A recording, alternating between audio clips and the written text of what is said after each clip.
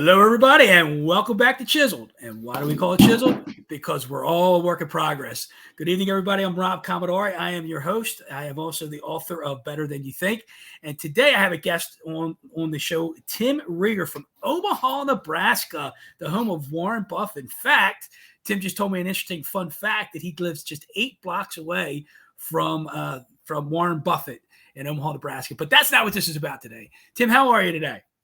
I'm great, thanks. How are you doing? Good. So Tim and I are going to have a little conversation about authenticity. Tim, comes from a broken home. He's had a troubled, childhood, he'd say, and he's going to share a little bit about that with us and the struggles he's had over time and how he's maybe overcome or learn to manage them. Is that a better way to say it, Tim? Yes. Learn to understand myself and how to work with my attributes. Yes. Well, gosh, before you even go into your story, how do you understand yourself? So I will say, jumping right into that, I'm part of a very similar network to you, the same network you are, which is the Buffini and Company network. And so as an adult, when I became a real estate broker, I became part of the Buffini network. I did their profile and where they told me everything about myself, and it was life-changing. And to know that my number one attribute is firefighter. I think I was about 25 years old when I learned that, and it was so spot on. I mean, we'll get into that. A firefighter. Yeah. So yeah, it was part of that network. Mm-hmm. Yeah. So we'll get into that a little later. I probably should have waited, but it's all good because you said, hey, I want to understand myself. So that was a good way to start it. So, hey, Tim, if you don't mind, share a little bit about this troubled past that's led you to who you are. Yeah. So I'm 50 now, which is just to paint a picture. I just turned 50. So when I was a child, growing up in small town Nebraska, there's so much more that I can't fill into here. But I do come from a broken home. I'm the youngest of 4. My parents got divorced early, and childhood was really rough. Lots of abuse, extreme mental and physical abuse. When my parents got divorced, I lived with my mother, as you can imagine. That's how it usually worked. Both my parents got remarried quickly. My mother married a man who was extremely physically abusive, mostly towards her, but a little bit towards my siblings. And that was pretty awful. And then after years of separation, my father and my stepmother reappeared. And my new stepmother, I should say. My father reappeared with a new stepmother. Well, after years of physical abuse, my siblings and I ran to be with my dad and this new mom. Well, come to find out, she was emotionally abusive at a level that was it was pretty awful. So growing up, now my older sisters moved out young. They got pregnant young. They started families young. And, when I was a child, I didn't understand why. But then I learned they were replicating their own families. They were creating their environments. And they all moved on. But I was the youngest, the last one left at home, and I made do. And so I learned to keep the peace. I learned to try to make everybody happy. I learned to try to, when everybody was upset or fighting, my job was not to necessarily be a comedian, which is what some people do, but mine was just to find the common ground and to be the firefighter and put out these fires. Again, I later learned those terms. And so then when I became an adult, I ran with, now I'm getting on a sidetrack, which I know you're going to cut me out. So I'll stop. So that was just my childhood. So you asked me about my childhood and where that came from. So where should I go from there? Because I don't want to go. No, Tim, this is your gig, man. So what'll happen? So let me ask you. So there was a point in time. Obviously, you had a troubled childhood. Your dad, both your parents get remarried. Your father comes back with a stepmother that you said was equally, even more so abusive. Mm-hmm. So all the while, how old are you at this point? Can you remember that? So I went to live with my father and my stepmother as a young teenage boy. So 14, 15, 16. And not only was she extremely emotionally abusive, she had gone through lots of trauma as a child that manifested itself, that was passed on. Yeah. So, she had been homeless. She had been a product of child exploitation, sexual assaults, all sorts of things. So that never happened to me. I'm not saying that, but so she was a very abused woman. So then when it came time for her to be a parent, she was not capable of that. She the kind of punishments she would do, like starvation. Actually,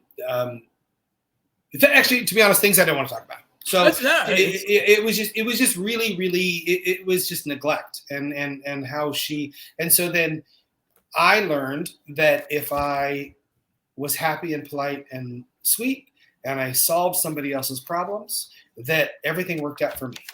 So go ahead, keep going. So I kind of dug my way out of a shitty situation as a child by being the people pleaser, by going in. If you needed something, I was going to get it. If you needed whatever it was, I was the person that just kept the room happy, made everybody feel safe. And then being a boy, I don't know, I just took on a role of, I didn't have a dad. Yeah. So my dad was non-existent. So I took on a role of being the dad, even though I was young, and just, making sure that everybody was okay. And so what I mean by that is that, so I would find friends that I could take care of. I got into industries like the restaurant industry, or where I could run around and I could take care of people. And I just found myself always just trying to help people. And I was very lost in what I was trying to do as a young adult. So did you figure that, like, helping people and being the people pleaser, did you do that to be accepted, or did you do that because who you are? Because we're on this course of being authentic. So were you really being Tim Reeder when you're trying to make everybody happy, when you're trying to keep the peace? Well, and that's a very good question. And that's the question of my life, by the way. Am I really being Tim Reeder, or am I just trying to keep the peace? So you dove right into that. But no, I would say, so early on, I attracted myself to people. I found myself attracted to people that were a hot mess, because then I could help solve their problems, or I'd help keep their peace. And then they would like me because I would keep their peace. So I'm not saying it was the right thing, but I became a people pleaser very quickly, very early on in my life. Well, so the other thing I guess I was going to say is that I came out as gay, and I came out as gay right out of high school. And that was a level of my parents, my mom and my stepdad. They did not handle that well. They were small town Nebraska. My dad and my stepmom, who were very religious in Seattle, they didn't handle that very well. And there was a moment of like, they had put me through so much. And I was a young man, 17, 18. And I was like, and I was thinking to myself in my life and where I'm going. And then I had this moment of, I just don't care what they think. I don't care why they think that there's something wrong with me. And so even though I've always been kind of a more sensitive man, there was this moment where I was like, I cannot put what these people think of me in front of everything else. And so I came out as gay when I was 18, shunned by some of my family, loved by the other ones, but I just had to be the authentic me. And so I'm also in Lincoln, Nebraska at that time, which is a small community, and making a name for myself. I met a person who, my boyfriend at the time, current husband, it's been 25 years ago.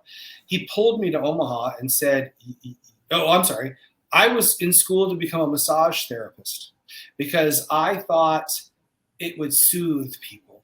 I had strong hands. I like to sit there and talk to people and just make them feel better. And I would rub their shoulders and I just soothe people. And I thought, I'm going to become a massage therapist. So then my boyfriend, partner at the time, said, you've got this all wrong. You have a gift to help people and to manage their problems, their emotions, not rub their shoulders. And we were young, we were in college, and he said, you need to be a real estate agent. And I'm like, real estate? What are you talking about? And he said, and he was very smart.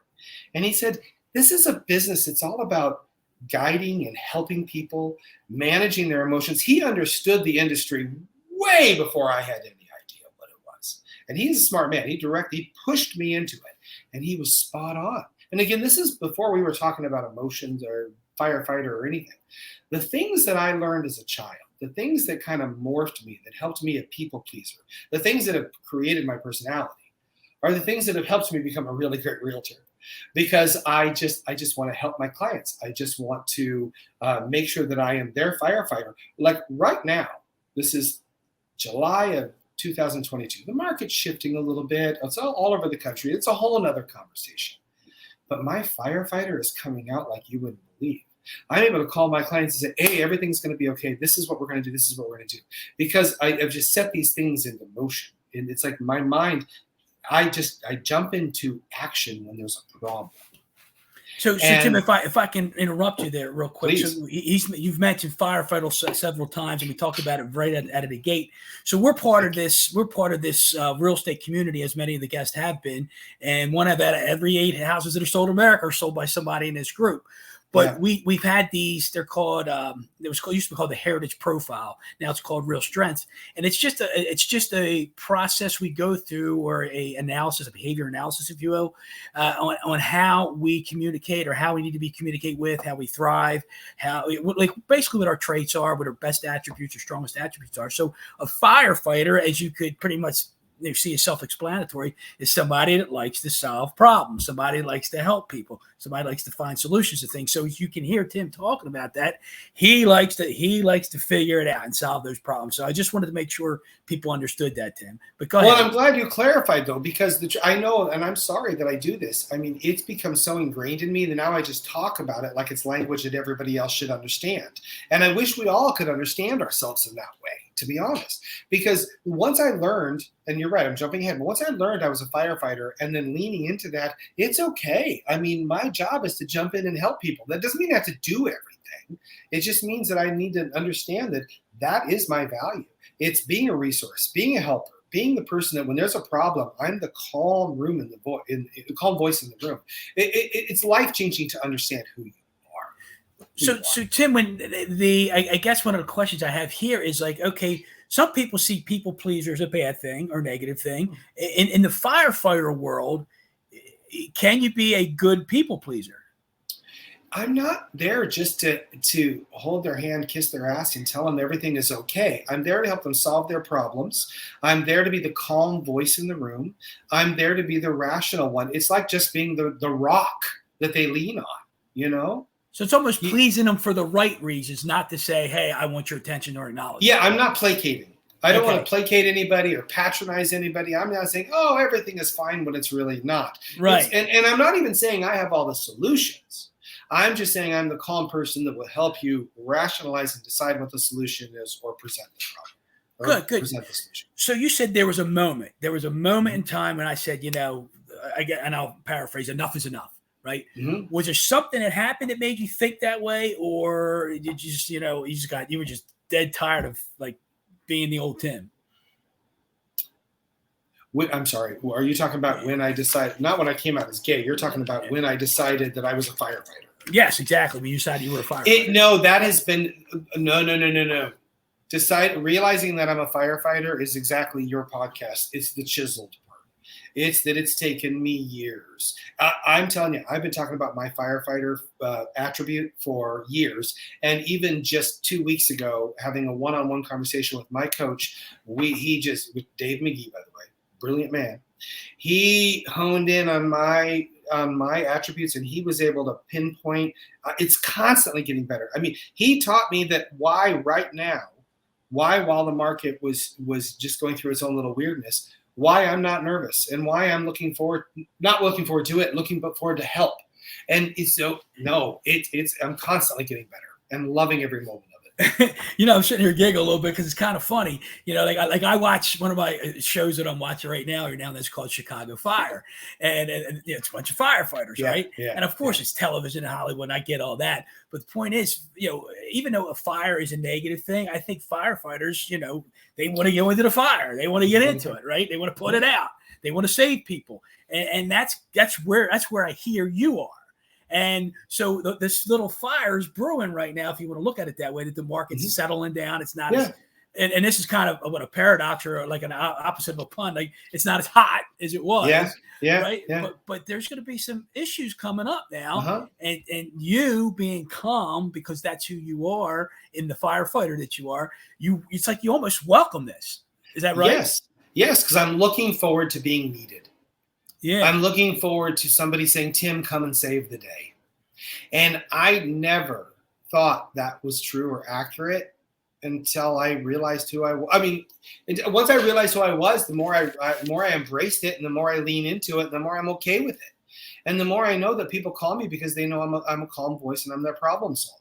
So where all that landed is honestly. So I guess I became an adult. I moved to Omaha, Nebraska. John, my current husband, pulled me to Omaha. I didn't know a soul here. I knew nobody. And I was 25 years old. I was ready to fight. I was ready to become something. And I realized that I needed to hit the ground and start meeting people. Because I knew that even though I was a brand new realtor, 25 years old, I needed people to meet me. I needed people to refer me. I needed to get out in the community. So I really hit the ground hard. I started talking to businesses. I started talking to people. I started talking about, hey, if you know a realtor, I know this is not a realtor podcast, but that's what I do. If you need somebody looking to buy or sell, I would love to be a realtor. So I just kind of grew that, and I grew that just very authentically.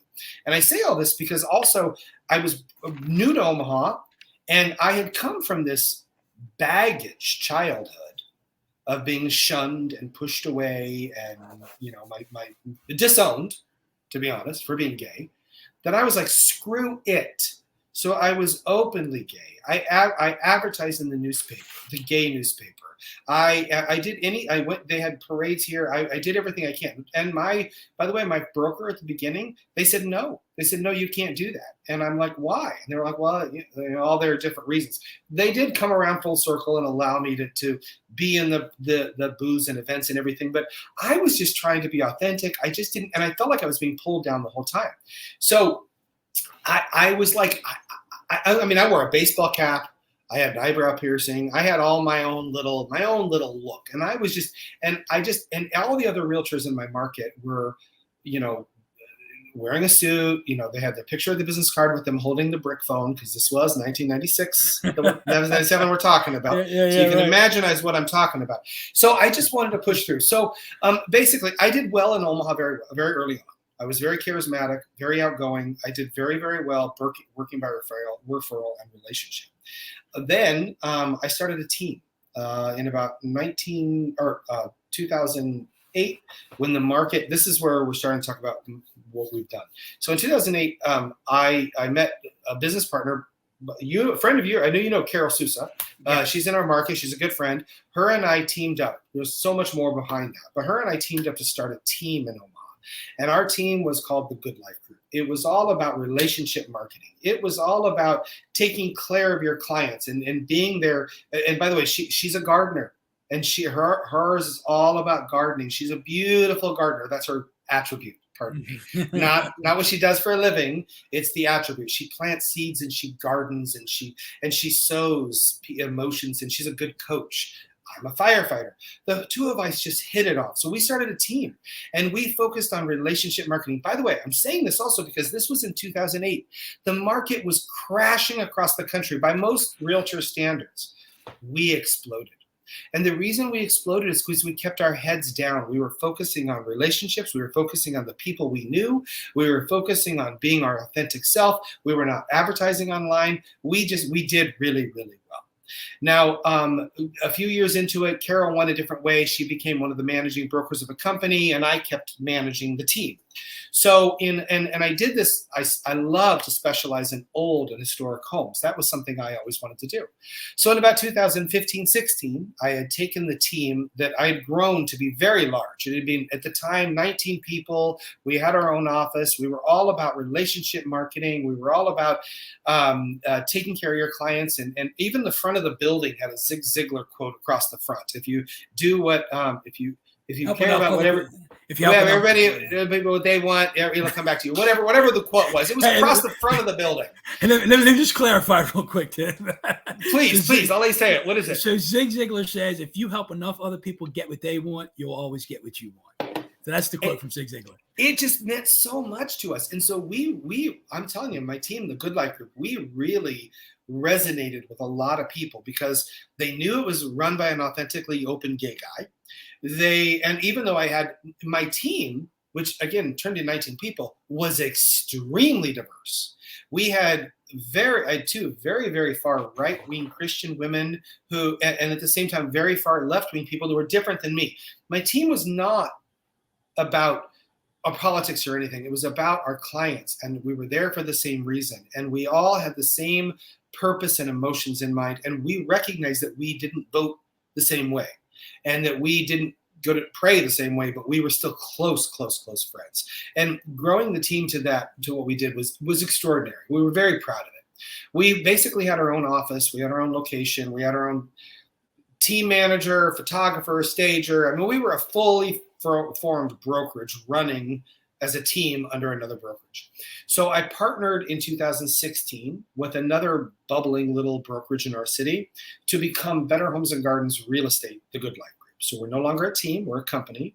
And I'm so proud of this. And this is why I'm talking about it. This is why I feel like I'm here, is because we opened this company with the right mission and purpose in mind.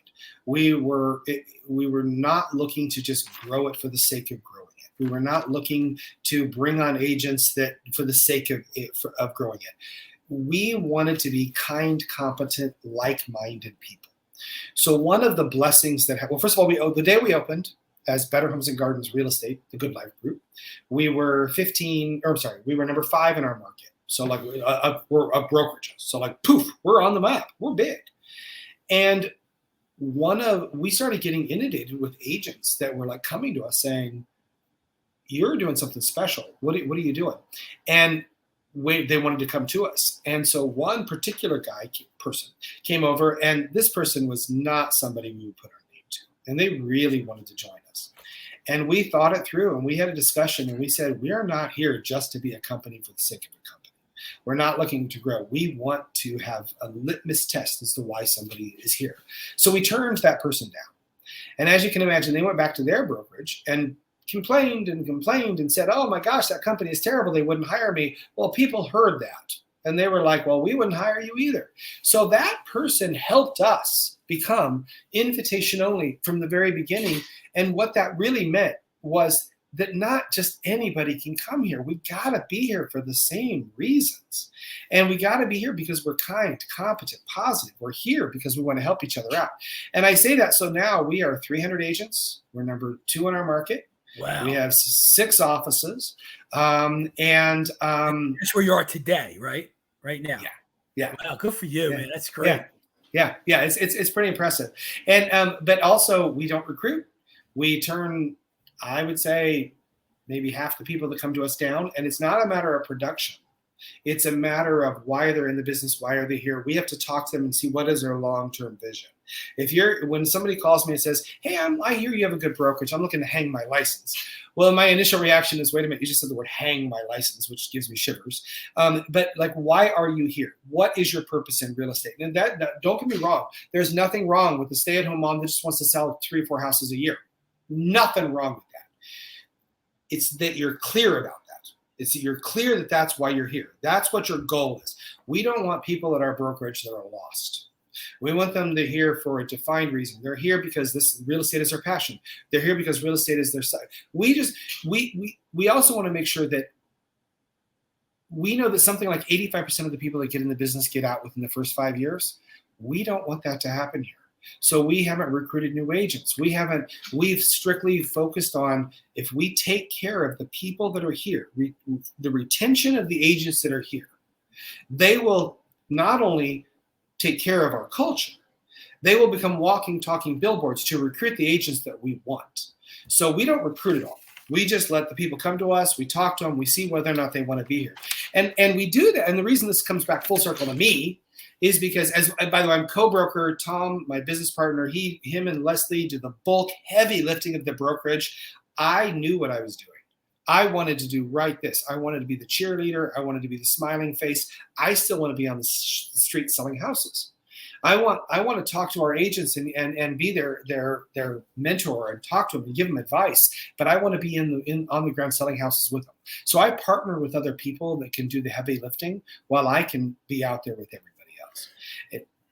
No, go ahead. No, I was just going to jump into real quick to go back. You said kind, caring, but what's the mission? What's your mission? What's the company mission? What's the company purpose? Well, our Better Homes and Gardens Real Estate for Good Life group, we do have core values, and it's called PAGE: passion, authenticity, inclusion, growth, and excellence. Those are 5 core values that we truly hold very dearly.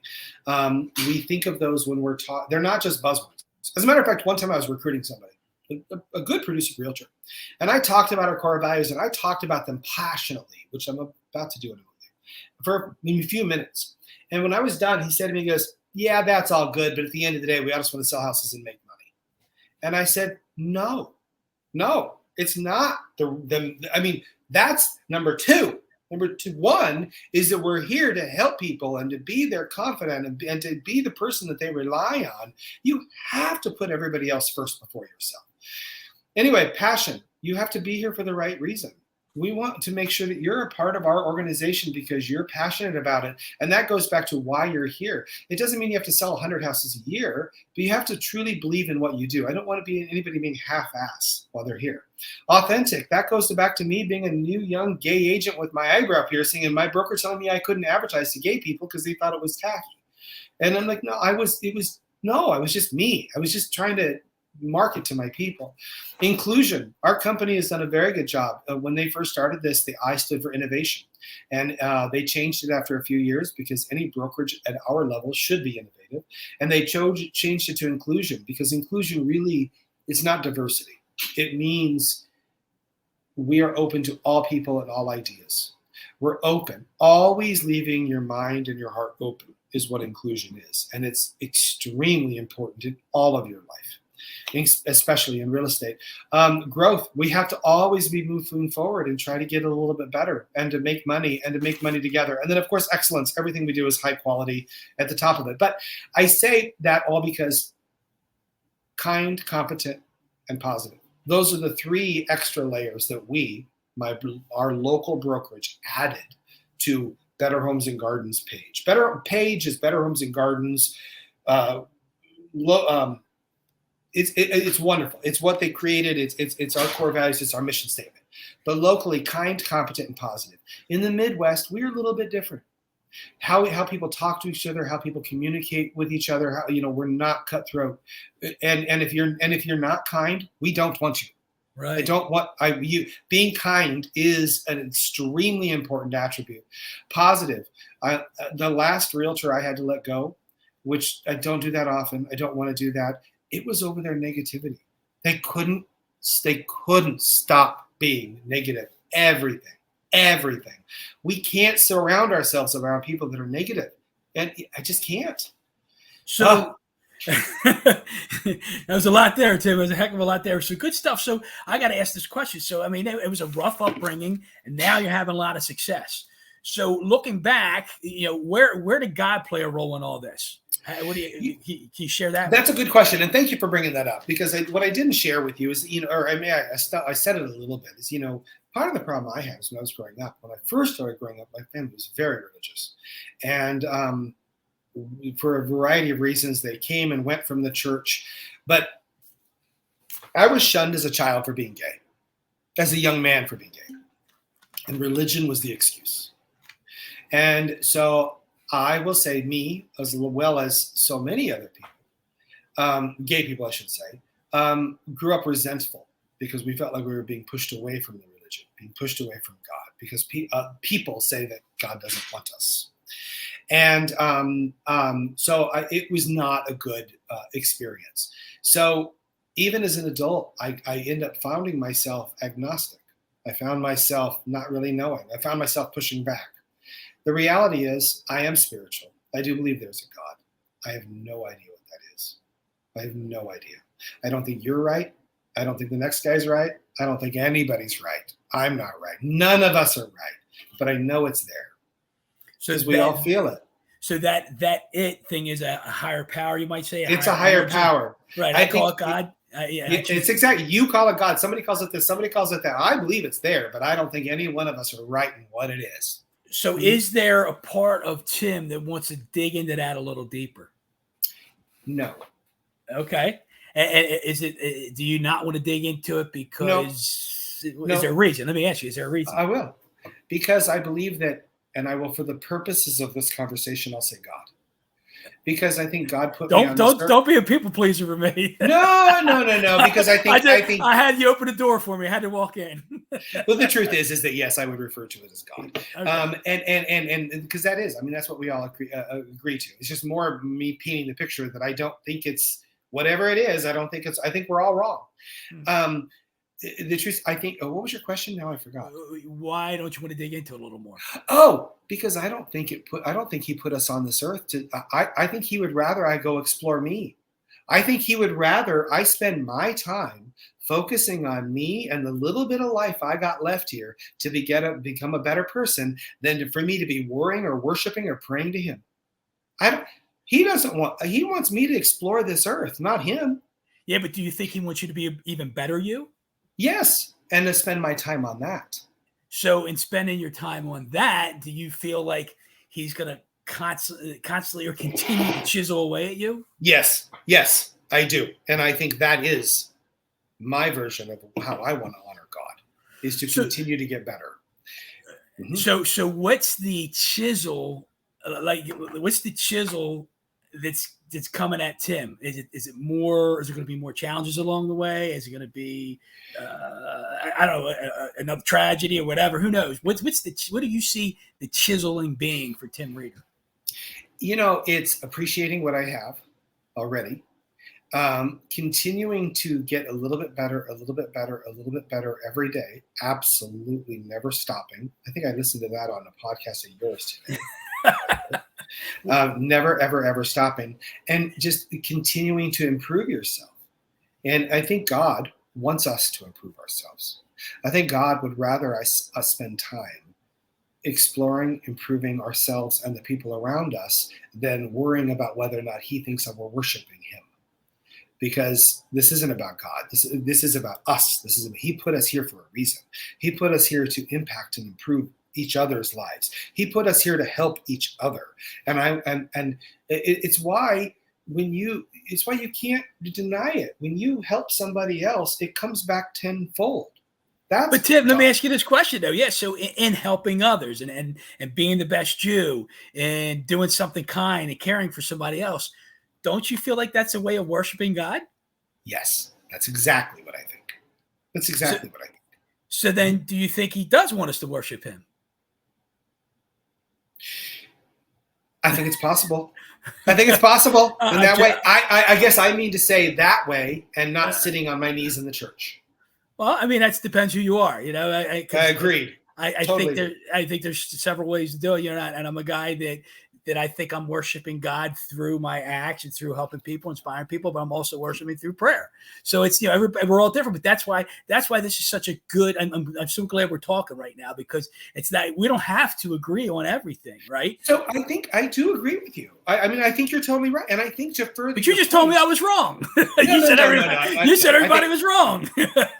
I should say nobody is fully right. Nobody is fully right. But I think that we find joy in God. We find worship in God. We find experiencing God's love in enjoying the life we have, improving the life we have. So one of the reasons, let's just go back for a moment.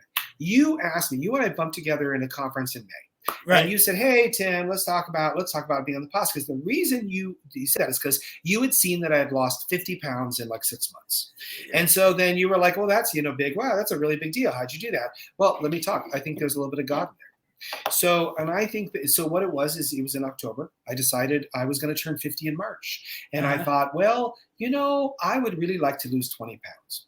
And so I just started to focus on, I did cut back on drinking alcohol. I cut back on all sorts of stuff, but I started to focus on it. So then I started going to the gym, and on my drive home, I started really focusing on how good I felt at the gym, how great that workout was, how my cardiovascular system felt good. It was like from the gym to my home is one song, what would be 4 minutes. And I would roll the windows down, and I started feeling incredible. And I started to focus on how good I felt. And then I started focusing on how good my day was, how good everything was just working. And without even putting any energy or thought into it, within about a week, I started to wake up and crave that. Yes, endorphins. Yes, energy. But I started to crave that. That was 6 months ago. It has not stopped. Every single morning, I just get up. I have not used an alarm clock since October, because my mind, I just get up at 5:36, somewhere in that ready. I'm ready to get to the gym. I'm ready for the energy. And I'm not saying I'm ready for the rush or the adrenaline. Yeah, that's all good. But I just feel so good. And that just fed upon itself. And I lost 50 pounds just focusing on how good I felt at that moment. So I got two questions for you, or two things here for you. First question is, where's that energy? Where do you feel that energy is coming from? Somewhere deep inside that even I haven't quite figured out. Mm-hmm. Yes, I see you look on your face there, Robert. Yeah. I believe the energy comes from God. I do. That's my opinion. I think you very well could be right. Yeah. So that's it. And the other thing I want to just clear up, and the irony of what you said before about, hey, you lost 50 pounds and you thought, hey, let's be on Chiseled, because this is not about being physically chiseled, right? And I looked at Tim like, holy cow, man, that guy made a change. And so it wasn't about the physical chiseling. It was like, where was Tim's mindset? What happened that he said, bang, it's time for me to make a change. And you did. And man, it takes a lot of work to lose the weight you lost, right? I'm sure it does, right? Oh yeah. And just control myself and to stopping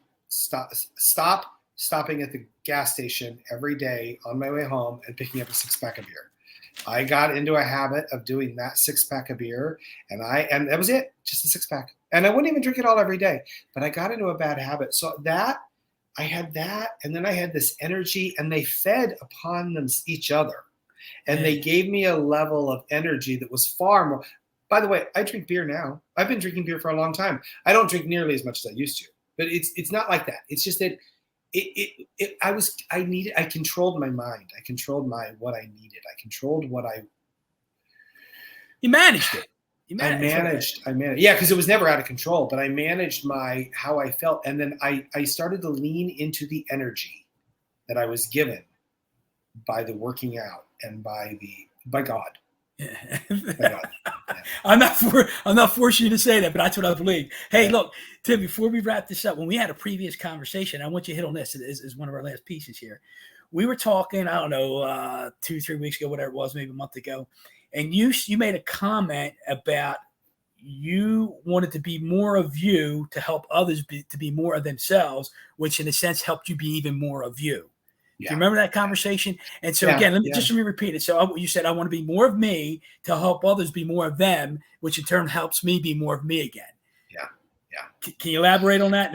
Well, I don't remember exactly where my mind was when I said that at that moment, but I will say in life, the more people reach out to you for help and the more you help them, the more it feeds. Not only do you help them, the more it feeds you.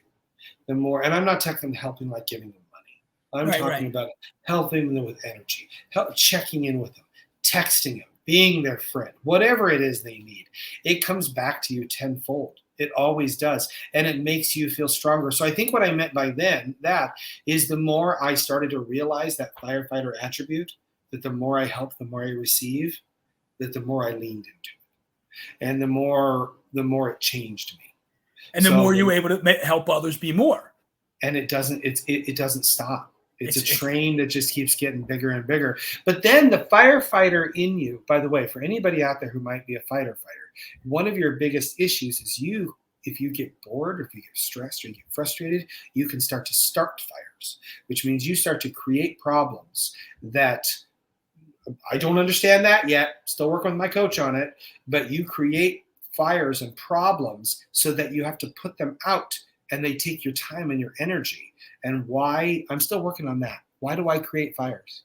Yeah, it's like it's just a form of self-sabotaging, right? It is. We don't even know it. We don't even know it. It is. So I guess the point I brought it up because I'm thinking, this whole chiseled concept, this whole personal growth and development, or whatever you want to Mhm. call it, this whole journey, the more we become more of ourselves, the more we're able to help others, and in helping others, they are helping us in That return. is, yep. The And more that's what you we're help saying them, there. it feeds right back to you. You Yeah. grow. You grow just as much. Yeah. So Tim, Yeah. you've been awesome here. You've been really awesome. Look, I'm glad we bartered back and forth, not bartered, we bantered back and Bantered. forth, Yeah. bantered Yeah. back and forth here, and you've been very authentic in sharing your story, and I'm really appreciative of that.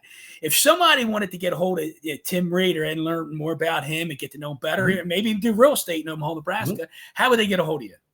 Well, my primary website is oldomaha.com. That is, I'm obsessed with old homes, everything old homes. So go to oldomaha.com, and it has everything about that. I know it's my business page. However, since you gave me this platform, I am working on kicking off a new website called timstown.com. And if anybody wants to go there, I would go to that. It would basically, again, I specialize in old historic homes. And so I'm creating at the very bare start a website that is Omaha's history, where I'm posting blueprints, blogs, pictures, history, and then my clients or the public can contribute theirs as well. So it's a map of the city of Omaha where we're kind of filling in all the historic content. So if I would ask you to go to a website first, I would ask you to go to timstown.com. Awesome. Is there an email address people get a hold of you? Oh, tim.reeder@betteromaha.com.